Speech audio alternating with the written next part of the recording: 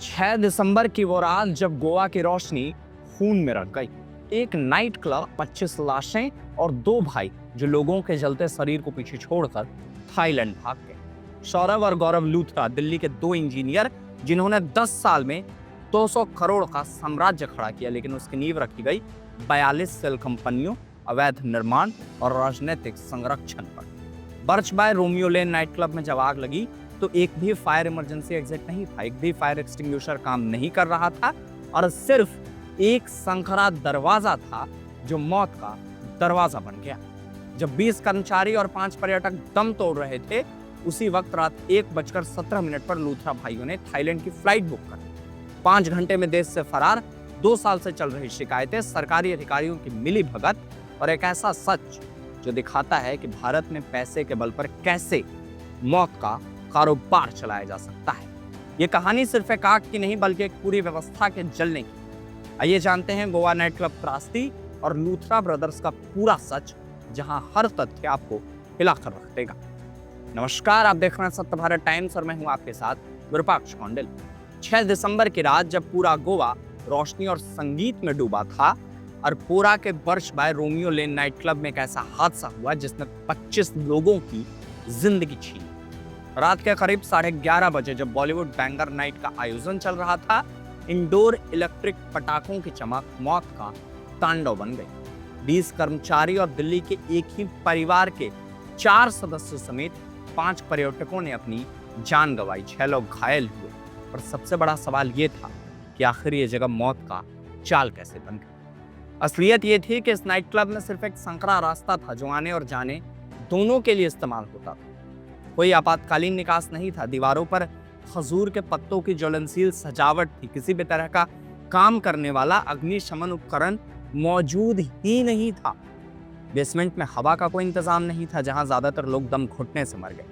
यह क्लब एक टापू पर था जहां सिर्फ एक संखरे पुल से पहुंचा जा सकता था। फायर इंजन को 400 मीटर दूर खड़ा करना पड़ा। यह सब कोई हादसा नहीं था, बल्कि एक सोची समझी लापरवाही का नतीजा था। इस त्रासदी के मुख्य आरोपी 2 भाई हैं, सौरभ और गौरव लूथरा। सौरभ 40 साल के हैं और गौरव लगभग 44 साल।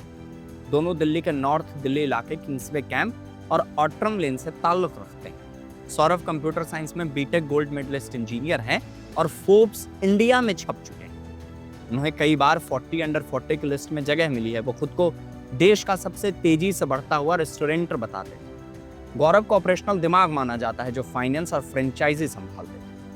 इनकी बिजनेस यात्रा 2015 या लगभग 16 के करीब शुरू हुई थी, जब उन्होंने दिल्ली के हडसन लेन पर मामाज बोई नाम का एक कैफे बार खोला। यह जगह दिल्ली यूनिवर्सिटी के स्टूडेंट्स में काफी पॉपुलर।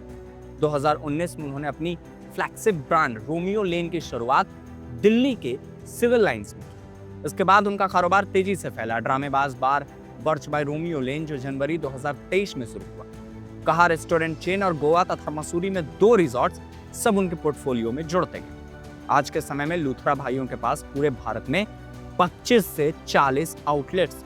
ये दिल्ली, नोएडा, गुड़गांव, गोवा, भोपाल, इंदौर, देहरादून, लखनऊ समेत 22 से 30 प्रमुख शहरों में मौजूद है। दुबई में भी उनकी उपस्थिति है। 20 से ज्यादा नए आउटलेट्स की योजना पाइपलाइन में। उनकी सालाना कमाई 200 से 300 करोड़ रुपए बताई जाती है और सौरभ की नेटवर्थ 150 से 250 करोड़ रुपए के बराबर आंकी जाती है।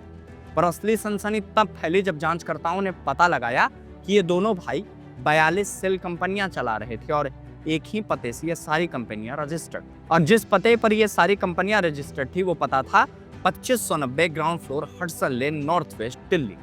सभी कंपनियां पिछले 2 सालों में खोली गई और दोनों भाई सभी 42 इकाइयों में डायरेक्टर थे। इनका इस्तेमाल मनी लॉन्ड्रिंग, टैक्स चोरी और बेनामी लेन देन के लिए होने का संदेह।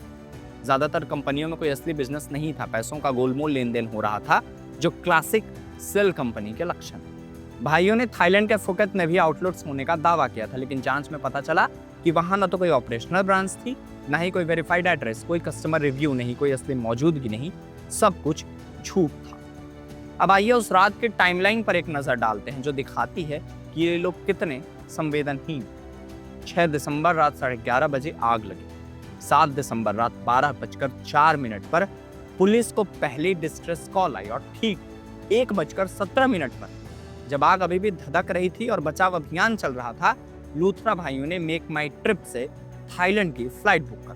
सुबह 5:30 बजे वो इंडिगो की फ्लाइट 6E1073 से दिल्ली से फुकेत के लिए रवाना हो गया। हादसे के सिर्फ 5 घंटे के भीतर वो दोनों देश छोड़कर भाग गए। 7 दिसंबर को लुकआउट सर्कुलर जारी किया गया। 9 दिसंबर को इंटरपोल ब्लू कॉर्नर नोटिस जारी हुआ। 10 दिसंबर को पासपोर्ट एक्ट की धारा 10A के तहत उनके पासपोर्ट सस्पेंड कर दिए गए और 11 दिसंबर को आखिरकार थाईलैंड की रॉयल पुलिस ने उन्हें फुकेट में गिरफ्तार कर लिया। अभी वे डिटेंशन सेंटर में है और डिपोर्टेशन का इंतजार कर रहे हैं। आपको बता दें कि उनकी यह क्लब बिना किसी कंस्ट्रक्शन लाइसेंस के बने थे। दिसंबर 2023 से ही शिकायतें आनी शुरू हो गई थी। मार्च 2024 में डेमोलिशन नोटिस जारी हुआ था, लेकिन डॉक्टरेट ऑफ पंचायत ने अपील के बाद स्टे दे दी।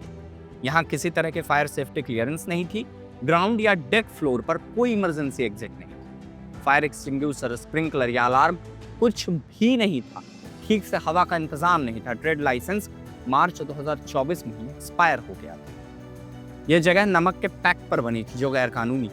ये सरकारी जमीन पर अतिक्रमण था। कोस्टल रेगुलेशन जोन के नियमों का सीधा उल्लंघन। सीधे नदी में सीवेज डिस्चार्ज किया जा रहा था। जून 2024 में अवैध भूमि परिवर्तन के लिए शोकॉज नोटिस भी मिला।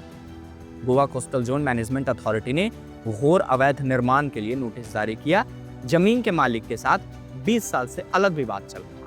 इन दोनों भाइयों ने राम हरी सिंह नाम के अपने एक्स ड्राइवर के नाम पर रजिस्टर्ड सिम कार्ड इस्तेमाल किए। सिंह को कोविड लॉकडाउन के दौरान 2020 में इन्होंने नौकरी से निकाल दिया था। उनकी जानकारी के बिना 5 साल तक ये सिम इस्तेमाल था। ये मामला आइडेंटिटी फ्रॉड का भी बन सकता है। अजय गुप्ता नाम का इनका एक बिजनेस पार्टनर भी है जो दिल्ली का ही रहने वाला है और गुड़गांव में रहता है। वो GS हॉस्पिटैलिटी अरपोरा LLP में 4 पार्टनर्स में से एक है। वो खुद को स्लीपिंग पार्टनर बताता है जिसकी कोई ऑपरेशनल भूमिका नहीं थी। 10 दिसंबर को उसे दिल्ली में गिरफ्तार किया गया। शुरू में उसने अस्पताल में भर्ती होकर स्पाइन इंजरी का बहाना बनाकर गिरफ्तारी से बचने की कोशिश की। 11 दिसंबर को उसे गोवा लाया गया और मापुसा की JMFC कोर्ट ने उसे 7 दिन के पुलिस रिमांड पर भेज दिया। इनमें एक और ओनर का नाम सामने आता है, सुरेंद्र कुमार खोसला, जो एक ब्रिटिश नागरिक है और एक बिल्डिंग का मालिक है। उसके खिलाफ भी लुकआउट नोटिस का सर्कुलर जारी है, लेकिन वो अभी भी फरार है। 10 दिसंबर को गोवा अथॉरिटीज ने वागाटर में उनकी रोमियो लेन बीच शैक को ढहा दिया। ये एक अवैध निर्माण था जिसे पहले जुलाई और अगस्त 2024 में तोड़ा जा चुका था, लेकिन फिर से बना दिया गया था। 198 स्क्वायर मीटर सरकारी जमीन इसके बाद वापस ले ली गई। आग के समय एक कजाक बेली डांसर क्रिस्टिना परफॉर्म कर रही थी। उसके पास भारत में परफॉर्म करने के लिए जरूरी बिजनेस वीजा तक नहीं था। आपको बता दें कि इस मामले में अब तक 6 लोगों को गिरफ्तार किया जा चुका है। राजीव मोडक जो चीफ जनरल मैनेजर है, विवेक सिंह जो जनरल मैनेजर, राजवीर सिंघानिया जो बार मैनेजर है, प्रियांशु ठाकुर जो गेट मैनेजर, भारत कोहली जो ऑपरेशंस हेड है और दिल्ली से गिरफ्तार हुए हैं, और अजय गुप्ता जो इनके को ओनर पार्टनर हैं और वो लगभग 7 दिन से पुलिस की कस्टडी में। सरकारी अधिकारियों की भी जांच हो रही है। अरपोरा नागोवा पंचायत के सरपंच रोशन रेडकर को हिरासत में ले लिया गया है। आपको बता दें कि यह मामला अब सिर्फ एक नाइट क्लब में लगी आग का नहीं, ये एक ऐसी व्यवस्था की कहानी है जहां पैसे और ताकत के बल पर कानूनों को ताक पर रख दिया गया, जहां 2 साल से शिकायतें आ रही थी लेकिन कोई सुनवाई नहीं हुई, जहां 42 सेल कंपनियों के जरिए पैसा लगातार साफ किया जा रहा था, जहां लोग मर रहे थे और मालिक देश से भाग रहे थे। यहाँ झूठे दावे किए गए, पुराने कर्मचारियों की पहचान का दुरुपयोग हुआ और अधिकारियों को गुमराह किया गया। यह घटना भारत के सबसे बड़ी नाइट क्लब की त्रासदियों में से एक है। इसने अवैध निर्माण, कॉर्पोरेट फ्रॉड, नियामक विफलता और संभावित राजनीतिक भ्रष्टाचार का एक जटिल जाल उजागर किया है। 25 लोगों की जान चली गई, लेकिन अब सवाल यह है कि क्या इस बार सच्चाई सामने आएगी और दोषियों को सजा मिलेगी, या फिर ये भी एक और चर्चित मामला बनकर सिर्फ फाइलों में दबा रह जाएगा। इस खबर पर बाकी अपडेट्स के लिए आप बने रहें हमारे साथ और देखते रहें सत्य भारत टाइम्स।